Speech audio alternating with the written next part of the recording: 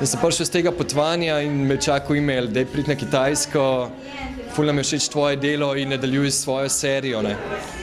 In sem šel in sem bil tam nekaj časa in spoznal neverjetne ljudi in videl, kakšno mesto je to, polno neke energije, nekega zagona in čisto novih stvari in sem rekel, mogoče pa to prava lokacija, kjer bi lahko zdaj začel in probal svoje delo. Ne. Medtem ko v Sloveniji sem že uveljavljen, kakor toliko dosegel, kar sem hotel doseči. V Londonu se mi pa zdi, da bi še nekaj časa trajalo, da bi prišel do te stopnje, tako da se mi zdi, da pa je Peking pa lih nekaj vmes, ne.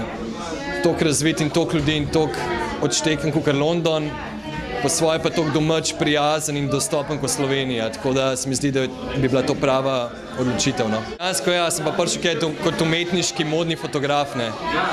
Tako da, kaj povem, v Sloveniji sem začel kot reportažni fotograf, šel v modo, malo v umetnost, tako da se nadejam, da bi vsakega pomalo lahko tam probal, no, dejansko.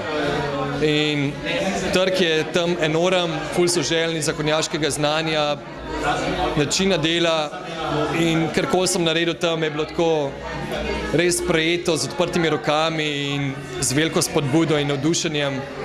Tako da se mi zdi, da mu lahko spet še bolj razvijal vse te svoje scene, no, ker težko bi rekel, da sem samo modni fotograf, ker me zelo inspirira tudi reportaža. Potem imaš pa tudi komercialno delo, ki ti prinese denar, da lahko ti te svoje projekte naprej furaš, no, tudi take, ki niso komercialni, no, recimo kakšna potovanja in te reportaže in tako naprej. No.